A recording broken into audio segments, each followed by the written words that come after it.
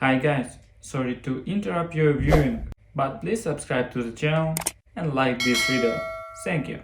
The text came in on a Tuesday morning, cold and casual, the way only family knows how to be cruel without sounding like it. I was standing in my kitchen, pouring the last of the French roast into a chipped mug that said "World's Okayest Aunt," when my phone buzzed on the counter. I didn't rush to check it. These days, texts were either spam, work, or my nephew sending me TikToks I didn't understand. But then I saw his name. Dean. My little brother by 4 years, same blood, same bad knees, same childhood. A man I'd bailed out more times than I'd ever admit out loud. A man who hadn't called me in months, not since the last time he asked if I could spot him just a little to get through a rough patch.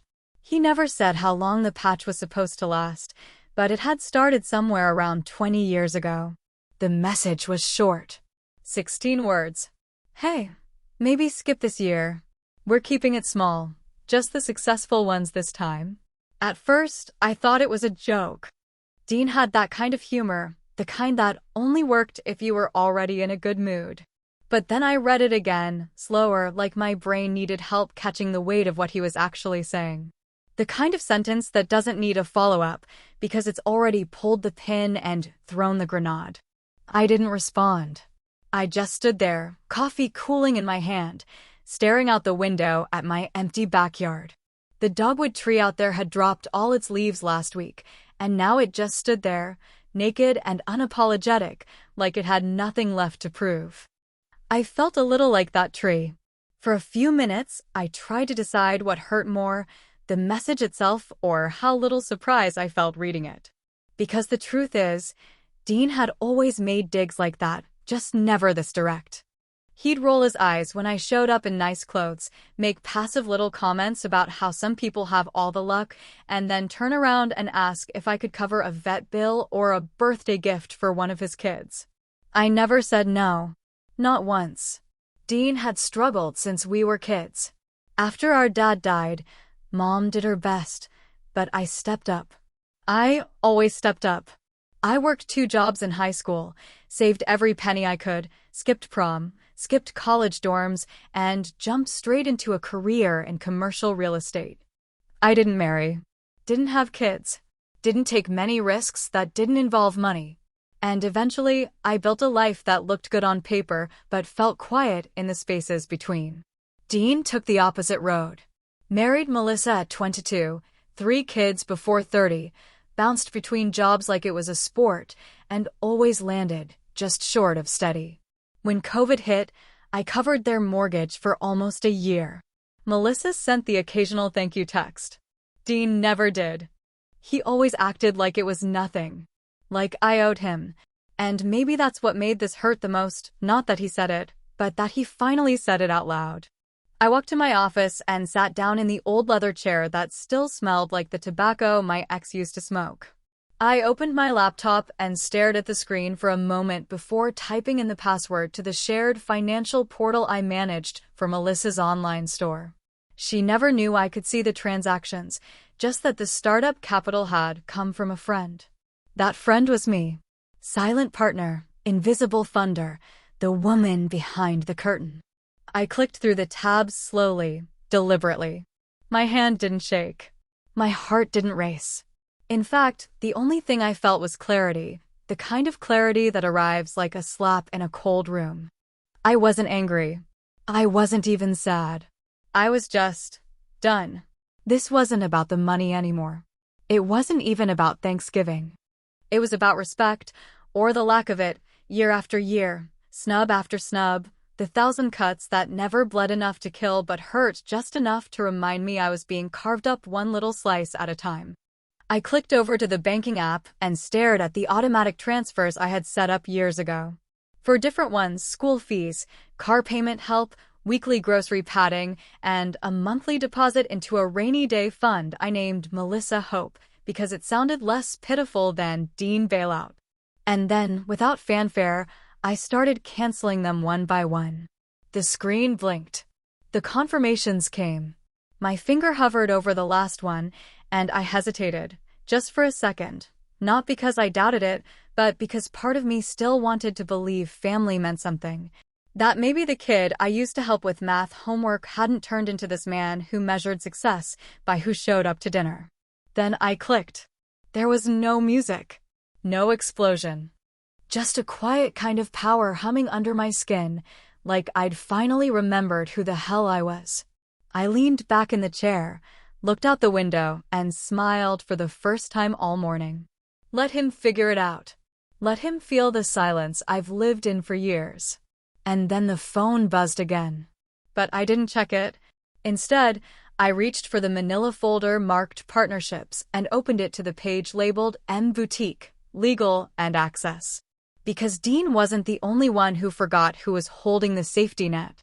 And I was just getting started. The thing about giving money to family is that you never really know the exact moment when helping becomes enabling, or when generosity quietly turns into obligation, or when the people you love stop seeing the sacrifice and start treating it like some invisible salary you owe them for simply existing in the same DNA pool. I never kept a tally in the beginning, not because I was naive, but because I didn't think I'd need to.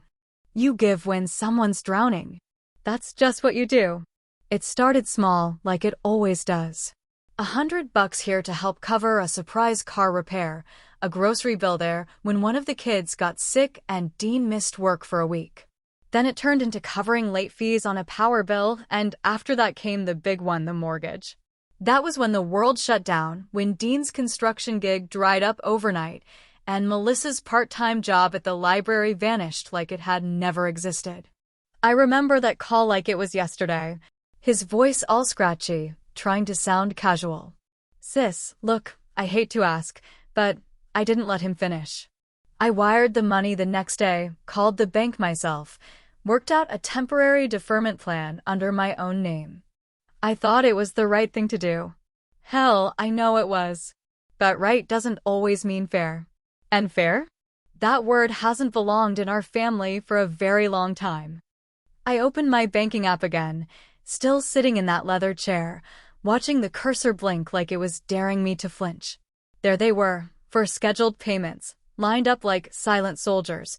$250 every other week to Melissa's account, another $400 monthly for incidentals that Dean never explained, plus a standing order to a prepaid school debit card for their oldest son, Caleb. All told, I'd been sending them $250 every 2 weeks. That's like, what? $1,500 a month? Maybe more with the extra deposits I threw in around holidays or when someone ended up in the ER with a sprained wrist from football practice. It never felt like a lot at once. That was the thing. It was slow, like erosion. You don't notice the cliff's gone until you're falling off it. I clicked cancel on the first one. A message popped up. Are you sure you want to stop this transfer? Damn right I'm sure. I hit confirm. Then the next one. Confirmed again. My finger hovered over the school card for a second longer. Caleb was a good kid.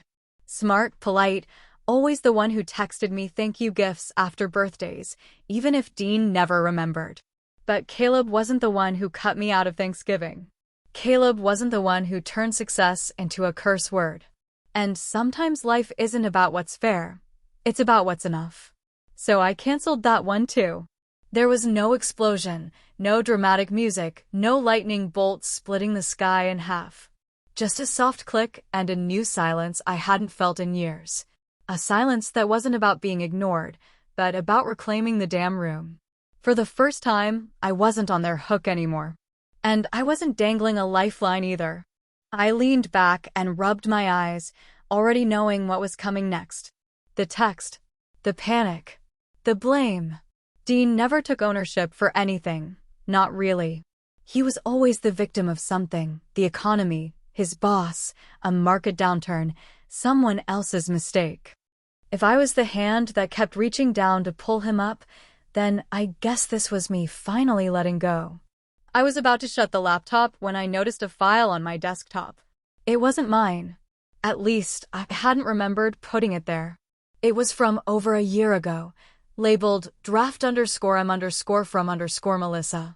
I clicked it out of curiosity, half thinking it might be some boring spreadsheet or a birthday list for the kids. But what popped up instead was a half-written email. No subject line. Just a few paragraphs and a sign-off that had never been sent. The first line stopped me cold. "Claire, I don't know if I'll ever send this, but there's a lot I've needed to say." She had written it during the pandemic, judging by the date, back when Dean was out of work and the mortgage payments were bouncing like a rubber check. It wasn't long, but it was honest in a way Melissa had never dared be in person. She thanked me genuinely. She said I'd saved their home more than once. That she didn't know how Dean would ever admit it, because he saw me as a reminder of everything he wasn't. And then she wrote something that stung deeper than I expected. "He thinks you look down on him, Claire. But what really eats at him is that he looks up to you, and he hates how that feels." I sat there, rereading that line until the words blurred. Maybe it wasn't just resentment. Maybe it was shame. And maybe shame and pride are just two sides of the same busted coin that Dean kept flipping, hoping it would land on anything but the truth. At the bottom of the email, Melissa had typed a final sentence, and it sat there like an echo that hadn't found a place to land. "I know he'll never say thank you, but I needed you to know I would have." She didn't sign it, didn't send it, but it was here, on my desktop, saved but buried. Meant to be seen one day, or maybe never. I closed the laptop slowly, my fingers resting on the lid like it was a coffin full of things I'd carried for way too long. Melissa hadn't betrayed me. Not really. But she also hadn't stopped Dean. Not once. And maybe that was enough. Tomorrow, I'd open the account tied to her business. And if Dean thought I was done making cuts, he hadn't been paying attention. There was a moment, right after I closed the laptop, when I could still feel the words of Melissa's unsent email floating around my head like smoke in a locked room, thick, clinging, impossible to ignore no matter how hard I tried to breathe past it. It wasn't that I hadn't suspected most of what she wrote, because the thing about long-term silence is that it gives you way too much time to imagine the things people are too cowardly to say out loud. But seeing it all typed out clean, unfiltered, and vulnerable in a way Melissa had never been around me, well, that did something. It didn't soften me, but it cracked something I didn't know was still sealed. I reopened the file, rereading it slowly this time, taking in the careful way she wrote like she was trying not to wake a sleeping animal in the next room. Her tone wasn't bitter or angry, it was exhausted. And something about that made it worse. She started with a simple acknowledgement, "Claire, I don't know where to begin except with thank you."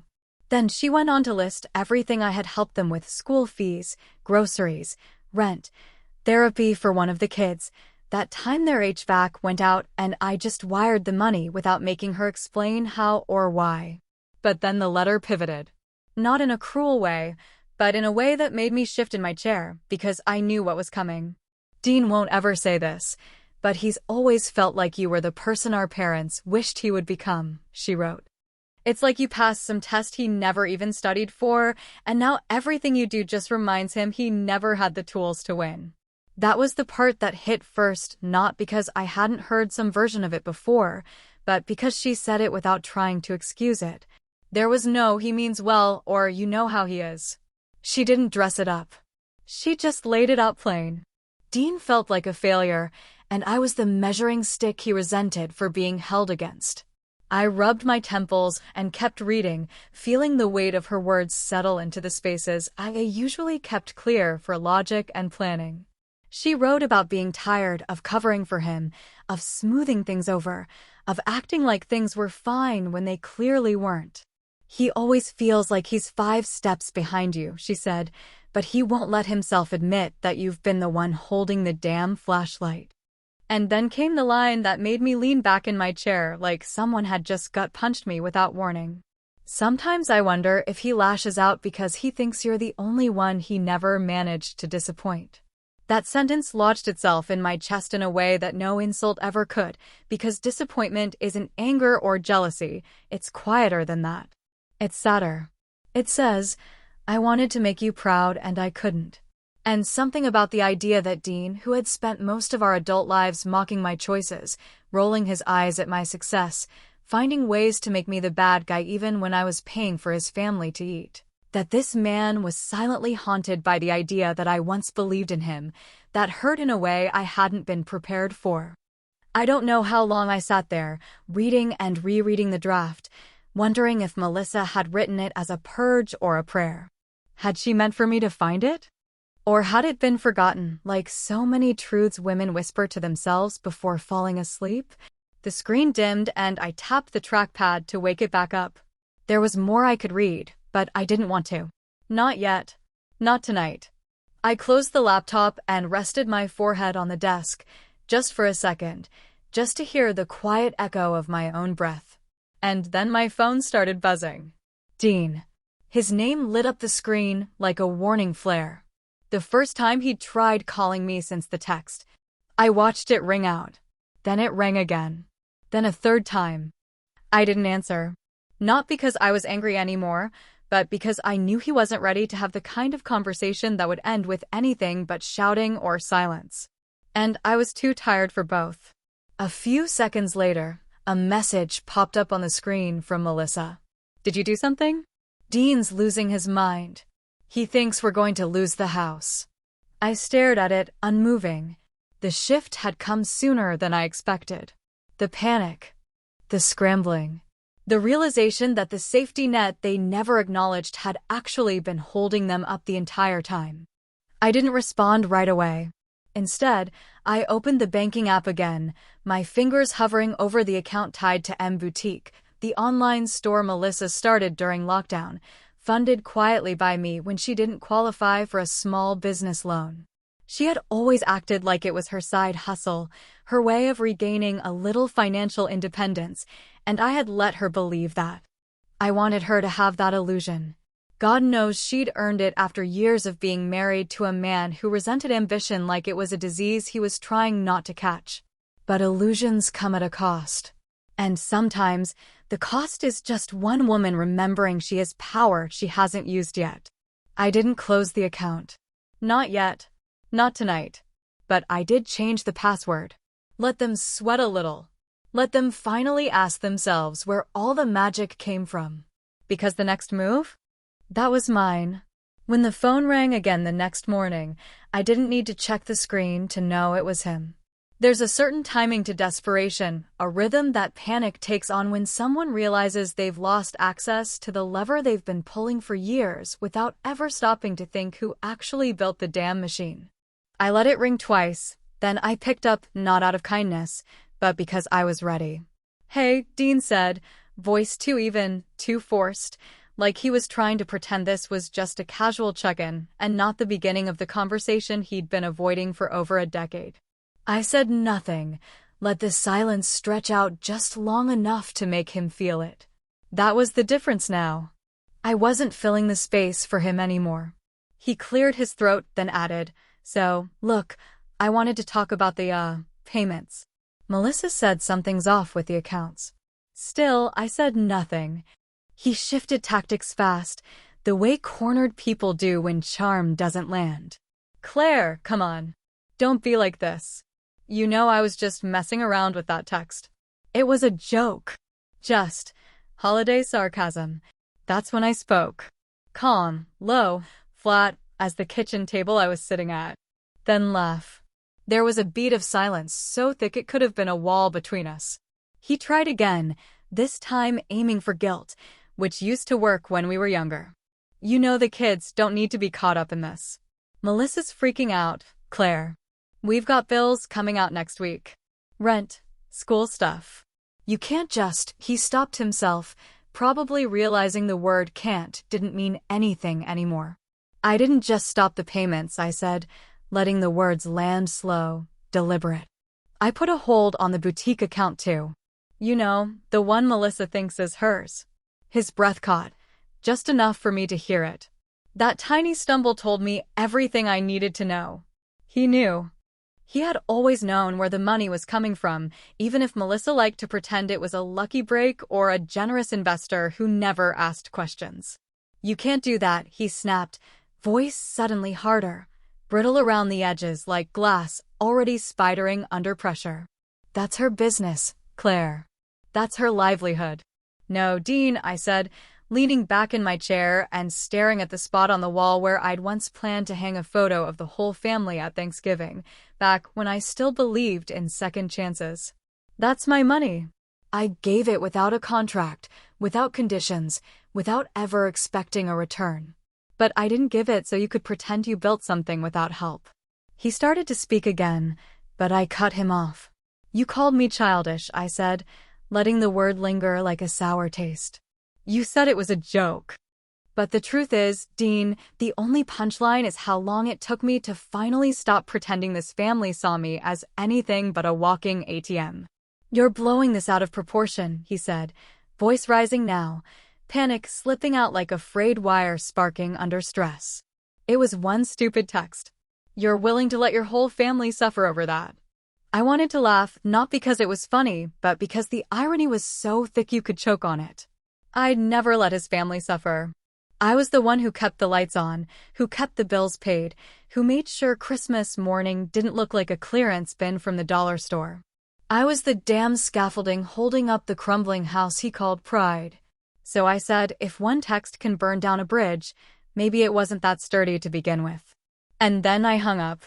I stared at the phone for a long time after, not because I regretted it, because I didn't, but because for the first time in a very long time, I had nothing left to say. The script was burned. The role I had played for years, supportive sister, behind-the-scenes savior, quiet benefactor, it didn't fit anymore. And honestly, it hadn't fit for a while. I poured myself another cup of coffee and sat at the kitchen window, watching the leaves dance in the wind outside, like they weren't holding onto anything anymore. It felt strangely appropriate. That's when the notification buzzed on my phone again, sharp and sudden, and this time it wasn't Dean. It was Caleb. A Venmo request popped up on the screen, simple, clean, direct. Mom says we might have to move. Can you help?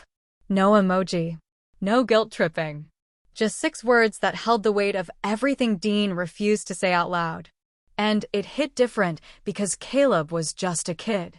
A teenager caught in the middle of a pride war he didn't enlist in.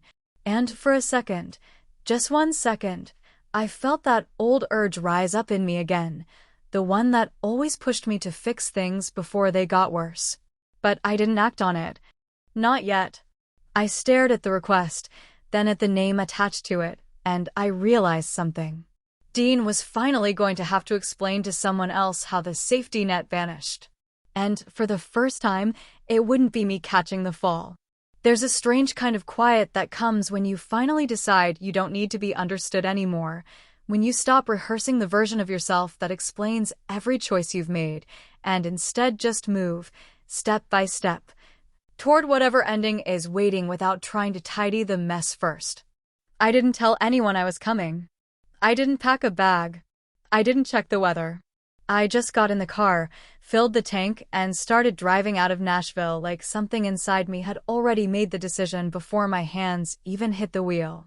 The town wasn't far, just under 2 hours if you avoided traffic and didn't stop for anything besides gas and caffeine. I knew every mile of that drive. I'd made it more times than I could count: birthdays, baby showers, graduations, last-minute crises that somehow always landed in my lap like I was the emergency contact for lives that refused to grow up. But this drive felt different, not just because of what had happened, but because of what I knew would never happen again.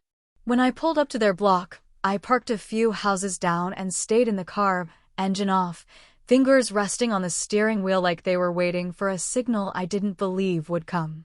The house looked smaller than I remembered. That was the first thing I noticed. Smaller and tired. The paint was peeling around the window frames, the grass was patchy, and one of the shutters was hanging at an angle like it had just given up trying. And there he was, Dean, hauling a half-full box out to a U-Haul parked crooked at the curb. He looked older. Not in the way that shows up in wrinkles, but in posture. Like his spine had finally bent under the weight of all the pretending. His shirt was damp with sweat, sticking to his back, and his expression was that specific kind of tight that men wear when they're too proud to cry and too tired to fake a smile. I watched him for a while, just sitting there in the car with the window cracked open and the radio turned off. No one else was around. Melissa was probably inside, packing what was left of the kitchen or wrangling the kids, and the neighbors were nowhere to be seen. It was the kind of silence that you only get right before something breaks. I didn't plan to get out. I didn't plan to confront him. But plans don't mean much when your past is standing on a curb, surrounded by cardboard boxes and your name buried somewhere in the foundation he's finally been forced to acknowledge. So I stepped out. He didn't see me at first. I walked slowly, arms crossed, feet unsure if they wanted to stop or just keep going past the U-Haul and out of his orbit for good. When he finally noticed me, he froze. Didn't say a word. Just stared like maybe I was a ghost, or maybe he'd been expecting me all along and just didn't know what version of me would show up. "I'm not here to fight," I said before he could speak. He nodded, but it wasn't agreement. It was more like resignation. He set the box down on the pavement with a soft thud and leaned against the truck, arms folded the way kids do when they know they're about to be told something they won't like.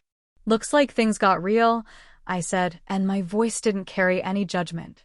Just truth. He didn't respond.